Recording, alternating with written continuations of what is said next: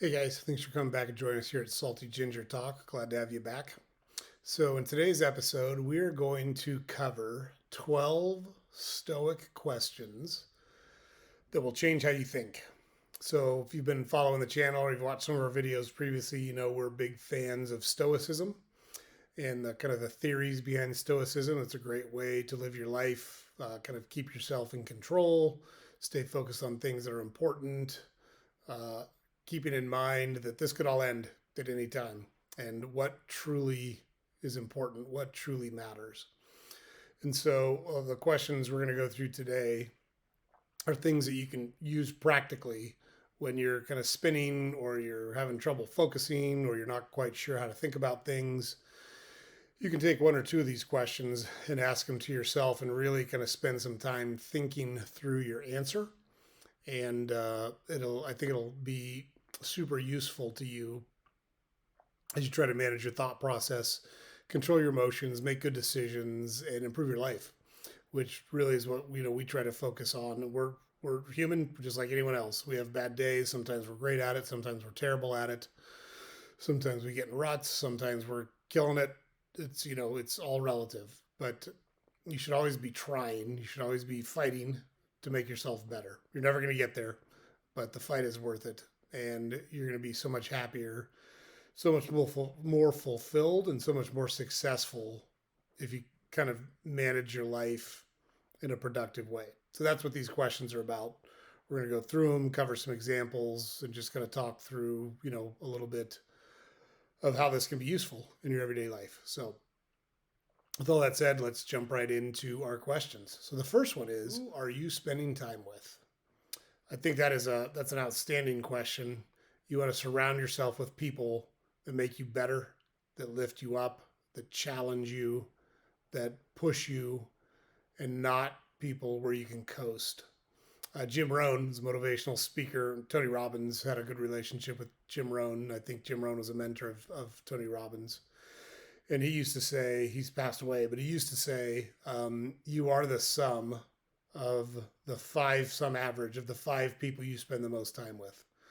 I think that's hard to dispute. You take on the attributes and habits and tendencies of the people you spend time with.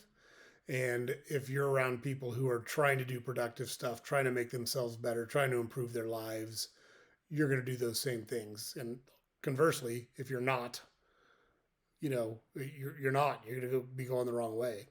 It's one of the things that's very common when people are fighting substance abuse is to break up habits, stop being around the people that you were around when you started drinking or shooting heroin or doing whatever challenge you're trying to overcome. You want to get yourself out of those environments. So ask yourself, who am I spending time with? And am I spending time with the right people? And if not, make those changes. Like, you have control over who you spend that time with. Even if it's people you work with. If you're around toxic, terrible people, get a new job. Like, there's nothing worth your health. There's nothing worth your sanity. You can find somewhere else to pay the bills. So think about, who are you spending time with? That's question number one. Next question, is this in my control? I cannot stress enough how important it is to ask yourself this question. Typically, people spend so much time, effort, and kind of personal bandwidth on things they have no control over. And it is such unproductive time. It is such wasted energy. You have to stop doing that. So, whenever you're in a situation, ask yourself, is this in my control? And another way to think about it is, what can I do to control this? If the answer is nothing, move on. You got to let it go. You got to figure out how to get it out of your head, how to stop obsessing about it, how to stop thinking about it, and spend your time and effort on things that are within your control. Now, the good news on this question is there are actually a lot of things in your control. I heard someone say one time, it's a funny line, and it's the absolute truth. I'd do anything to be fit except for eat right and exercise. Like, it's the truth. That's within all of our control. Now, it's harder for some of us than it is for others. Totally got it. Some of us regulate food better than others.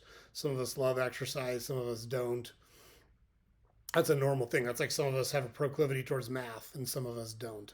Some of us are more empathetic naturally and some of us aren't. But those are all things we can improve on if we spend time and effort on them. So if it's in your control, take control of it. If it's not in your control, let it go. But asking yourself that question is a great thing to do. What does your ideal day look like? That's another question. What does my ideal day look like? It's funny, when I put this episode together, but I was talking to my wife the day before I put this episode together, and I kind of walked her through what I wanted our days to look like, what our life should look like. And we have 3 grown kids now, and we're at a different point in our life than we were where we were reacting to a lot of things, and kids' schedules kind of dominate, and you have much less control over things than you do as an adult with grown kids. And that's where we're at now. And we want to take control of what our situation looks like, of how we spend our time, of how we pay the bills, of what we do with our free time. And asking yourself and really being honest, what does your ideal day look like? And if you're honest with yourself, it's not laying on the couch eating bonbons and watching reruns. You're not going to feel good about that. Most of us want to do something good and meaningful. What's good and meaningful to you could be very different than what's good and meaningful to me. The great news is we all, especially in our country, have the personal freedom to choose what those things are. And so if you ask yourself, what does your ideal day look like? You can start listing those things out, and you can start taking actions to make those things a reality. But you got to start with, what do you want it to look like? How should it look? You should be deliberate about how you plan that out. So our next question is, to be or to do? And I think this is a polite way of saying, take action. So do you just want to exist, or do you want to do meaningful work? Do you just want to float around, or do you want to be working hard towards achieving a goal? If you're honest with yourself, most people would pick B and not A. And I think that's an important thing to keep in mind. And a lot of times we have to challenge ourselves, because it feels good to come in after a tough day and sit down. It feels good to turn on the TV for a second and mindlessly watch a show. There's nothing wrong with spending a little downtime and kind of recharging your batteries and recalibrating. But if that turns into your entire night, night after night, that's a problem. If that's what you do every weekend, that's a problem. So ask yourself, do I want to be, or do I want to do? And you almost always feel better after you do. That doesn't mean no downtime. It doesn't mean you never relax. It doesn't mean jam your schedule up with trivial, meaningless stuff. But take action on the things that are important to you. I think it's a great question to ask yourself. Next, I am not for me who is. If I'm the only one for me, who am I? So that's a great way of saying, if you don't believe in yourself and you don't want good things for yourself, why should anyone else? If you don't think you deserve a good life, a good relationship, a good family, why should anyone else think you deserve those things? You're going to attract people that think similarly to you. My wife and I have been married for 30 plus years. And that's one of the things I say a lot is, I didn't marry her by accident, and I didn't have to settle. So I didn't. I married exactly the person I wanted to marry. And she did the same thing. She didn't have to settle. She was, young and attractive and smart and hardworking, and she could have had anyone she wanted. She chose me, and I chose her. And so if I am not for me, who is? Now, conversely, if you're only for yourself, you're going to live a pretty hollow and unhappy existence. By doing good things for others, by uplifting others, by showing leadership for others, by helping others achieve their goals, you're going to feel really good about yourself. So you have to think you're worth it, and you have to contribute to society and others in a productive way. A good way to do that is, if I'm not for me, who is? If I don't believe in myself, who will? And if it's just about me, what's the point? If it's not to make a bigger impact or help other people, what the hell am I doing? So what am I missing by choosing to worry or be afraid? John Wooden had a great quote that said, "It's amazing what you can accomplish when nobody cares who gets the credit for it." And I think it's a great way to think about things. I naturally have kind of thought that way. It's funny because my wife told me multiple times in our marriage, you should be more selfish. You should be more out for yourself than you are. And I get it, but I don't think that's the right way. I think things will naturally shake out the way they're supposed to if you do the right things and help others. But you can't be afraid of stuff. You've got to take your shots. When opportunities present themselves, you've got to jump at those opportunities. Even better, if you've been working to prepare yourself for when opportunities come up, you're in even better position to take advantage of those opportunities. If you're stuck in a rut, if you're paralyzed by fear, if anxiety overrides you, you got to take a hard swallow. You got to push yourself to find a way to get over that. When we built a house when our kids were young and we had a lift because we had to get the roof trusses up to the top. So it's like a crane, a forklift that goes, 30 feet in the air. And it was on our property. And one night I asked my boys, I put a pallet on there and I tied them off to the lift so they had a safety harness on and said, "Do you want to take a ride?" And the two younger boys loved it. But my oldest son was afraid and he wouldn't do it. And to this day, he regrets not going up on that lift. It was such a little thing, but he was scared. He didn't want to do it. And he regrets it. And I've heard it said many, many times, and I've never died, so I don't know, but I've heard it said many, many times that on their deathbed, people mostly regret things they did not do much more than anything they did. And so, what are you missing? What are you missing out on by letting your fear consume you, by letting your anxiety stop you from taking chances? It's the way I met my wife. She climbed out of a car at a traffic light to come talk to me when I was standing on the street. And we got to talking, things went well, and I asked her for her number. And she thought about giving me a fake number because it was just a random conversation in downtown Portland. And she did not give me a fake number. And I called her, and so we started seeing each other, and here we are 30 plus years later. What would our lives have looked like if she let her fear or her anxiety stop her from giving me her real number? So don't let it paralyze you. You gotta take a hard swallow and figure out how to push through that stuff and take action. Speaking of taking action, the next question, I think this is doing your job. Now, think about, are you doing your job? I don't mean showing up to work. I don't mean flogging up the mirror. I don't mean doing the bare minimum to get by without getting fired. I mean, are you doing your job? Are you grinding? Are you really pushing? I don't care what your job is. You should do the best possible job you can. I've heard a big trend now of I don't get paid for that, or if you're going to pay me $20 an hour, I'm going to work like a $20 an hour employee. And I think it's a great way to get stuck at $20 an hour for the rest of your life. So when I first started working, my very first jobs when I was 12, I would mow lawns, I would wash cars. It was like $5 a throw. I'd mow someone's lawn for $5. I'd wash their car for $5. Then I got a job at the school district during the summers, and that was a really good job. And then I started working in the grocery industry, and I made no money for quite a while. But I worked my ass off, and I learned how grocery stores run. I learned how the business ran. And through a series of promotions and a series of increasing roles of responsibility, and I now run a company in the grocery business.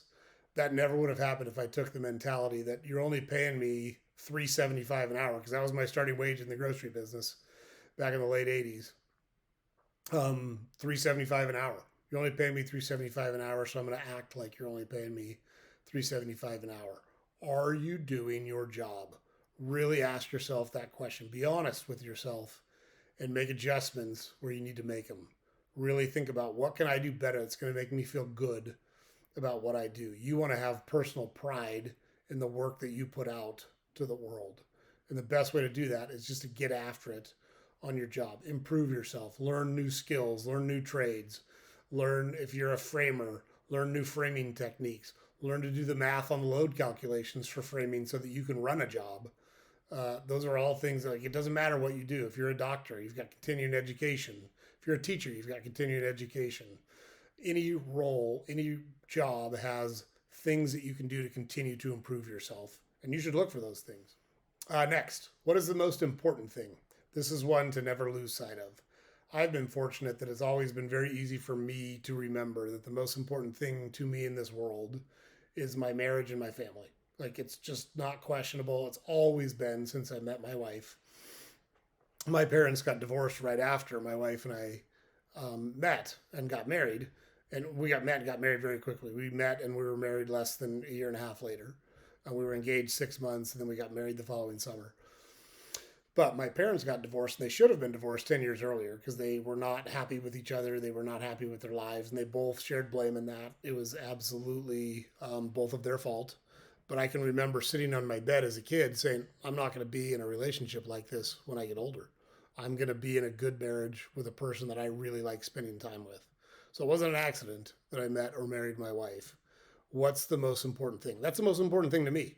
It doesn't have to be the most important. You get to pick what the most important thing is to you, but you should pick it and you should be laser focused that it is the center of your life. It's the reason for you doing the things that you do and never lose sight of it. So, what's the most important thing? Along those same lines, another question: does this actually matter? Think about how much busy work you do to try to make people you don't know think better of you or try to impress people that don't give a shit about you. Think about how often you worry about what other people think about you. Why on earth do you care what other people think about you? You should worry about what the people closest to you that mean the most to you think about you. And if people aren't in that group, fuck them. Who cares? Who cares what they think? Literally, why do you care? Does this actually matter? Are the actions you're taking meaningful? Are they trivial? Are they stupid? Quit taking them. Quit doing them. Are there things you do on a regular basis to try to make other people happy that don't give a shit about you? Quit doing them. Does this actually matter? Ask yourself that question a lot. I think you'll be amazed at what you've allowed to kind of clutter your life and things that you can stop doing. I say a lot. Everyone does a to-do list. One of the first things I do when I took over new roles is to say, what should we stop doing? What do we do that probably made sense at one point, but now we do it because it's always been done that way. This is how we do things. Maybe it makes sense that that's how we do things. Maybe it's totally stupid and you should quit doing it. Does it actually matter? Along the same line, who is this for? These actions I'm taking, the work that I'm putting in, the emotions that I'm spending, who's it for? Is it for you? Do you feel good about it? Is it for someone close to you? Are you helping them out? Those are all great. If the answer is no to any of those questions or all of those questions, what are you doing it for? Like, why are you doing it? Really and truly think about the things you do and the motivations behind why you do them. Who is it for? Why are you doing it? If it's questionable at all, I think you got to take a hard look and say, should I be doing this or should I just stop doing this? Next, will this be a live time or dead time? Now, this doesn't mean that you have to be ultra scheduled and running and running and running 24 hours a day. That's not the point. But the point is, we all get 24 hours in a day. How much of that do you waste? How much of that time do you waste? I don't consider taking a walk and enjoying nature a waste. I don't consider watching a TV show a waste. If you sit down and binge watch a whole series, yeah, it's probably a waste of time, right? How much time is like that? How much time do you spend mindlessly scrolling through social media? How much time do you spend not focused on what your focus should be focused on, really knocking out your goals? Is it going to be a live time or is it going to be dead time? And that goes back to one of our other questions. Is this in my control? You have control over what you spend your time on. You have control over where your effort goes. You absolutely have 100% control over that. I was talking to a guy on a golf course the other day, and he asked me how my round went. I said I was inconsistent. I hit some good, hit some bad. And he said he just started playing. And I said, that's one of the things I love about golf is it's me against me. I'm not playing against the course. I'm not playing against anybody else. Even if I'm in a tournament or I'm playing something where we're keeping score, I'm not competing against someone else. I'm trying to be the best that I can be. It's one of the few sports that's like that. Everywhere else, you're in competition with somebody else. And so, like, I played basketball and I was not good at basketball, but I worked hard. And I knew I could always count on myself to work hard. So I knew I would always bring that to the table. In golf, some days you're working really hard and trying, but it's just not clicking for you. So you're competing against yourself. But I love that time because it's a self improvement for me. I'm outside, I'm in nature, it's typically good weather. There's a lot of therapeutic benefits to it for me personally. Plus, I get to compete against myself and push myself to get better. So that to me is a lifetime. I don't think it's dead time at all. Now, with that said, I don't go if it's going to take 5 hours. I usually go super early in the morning before work starts. Those types of scenarios where I can get around a golf course in 2 hours. I can play 18 holes in 2 hours because to me, that's a great way to start the day. I'm outside. I get my circulation going. I get my mind going. I'm not immersed in screens and emails and spreadsheets and all the other things that I have to do for the rest of the day. That's a live time for me. So think about it. Is this a live time or is this dead time? And then the last question on here, I think is probably the most important question. Is this who I want to be? Is this who I want to be? I think that's a great question. Really look at your life. Is this who I want to be? Am I happy with what I've got going on? Is this going to lead me to long-term satisfaction? That to me, that's why the center of my life is around the relationship with my wife and the relationship with my family. Because long term, I'm certain that's gonna bring me the most happiness, the most fulfillment, the most contentment. Developing deep relationships with a few people that really, really matter to me. Now I have tons of acquaintances, but I don't have many friends. And there's nothing wrong with having friends, but the reality is when you think about who's really in your corner and who really has your back, it's not a lot of people. And so, who do I want to be? What is it I want to contribute to the world? I look at it and say, if I can have a deep and meaningful impact on the people close to me, if I can make their lives better, if I can provide for them, if I can protect them, if I can help them grow and help them get better, that's very fulfilling for me. That's who I want to be. Now, I do a lot of that by example. So, I work long days, always have. Ever since I've started in business, I've always been like a 12 to 15 hour a day kind of guy. And that's fulfilling for me. But on my downtime, I'm 100% focused on my family. I don't go out drinking. I don't chase other women. I don't do any of those things. They have I have zero appeal to me, zero desire for me. I want to be around the people that are important to me. So that is exactly who I want to be. Again, you get to decide who you want to be. I think it's not hard to tell when people are unhappy. When you see people kind of posting their highlight reels on social media, typically those are unhappy people because they're trying to convince both you and themselves that their life means something, that their life is good. It's great to share like an update on your kid or, great moments in your life. That's awesome. I'm super happy for people. Love it. But if you're living for the likes and for other people viewing your stuff, you're doing it wrong, man. You're doing it wrong. Think about who you want to be and then start taking actions to make yourself that person. So, hope you guys find those helpful. I love them. Those are great questions. I think it's a great way to think about things. I think it's a great way to challenge yourself to become a better person every day. And that's what you want to try to do. You want incremental growth, you want incremental improvement. It's great when you take leaps and bounds forward, but it doesn't happen very often. It's difficult. It's not typically how life works. But if you can get a little bit better every day, a little bit better every day, think about where you'll be a month, 6 months, a year, 2 years, 5 years from now. And that's for all of us. Think about where you were when you were 20 versus where you're at now. Your life should be a lot better. And most people, it is a lot better. So I think these questions are great ways to kind of change your mindset, think about things differently, really challenge yourself to become the person that you want to be. So hope those are useful. I hope you find a way to incorporate them into your daily life. Write them down. Maybe ask yourself one a day. Stand in front of the mirror while you're brushing your teeth. Just think through it. Think through it. Think about how you can improve yourself. You're a much happier person if you focus on those things. So thanks again for coming back and joining us here, guys. Don't forget to head over to our website, saltygingertalk.com. All of our podcast episodes are available there. Our daily newsletter is on there. You can subscribe to get that sent to your email. And don't forget to like and subscribe and comment to our content on whatever platform you consume it on. It's super helpful for us, and we would really appreciate it. So thanks a lot, guys. Everybody have a great week. Appreciate you coming back, and we'll see you next time.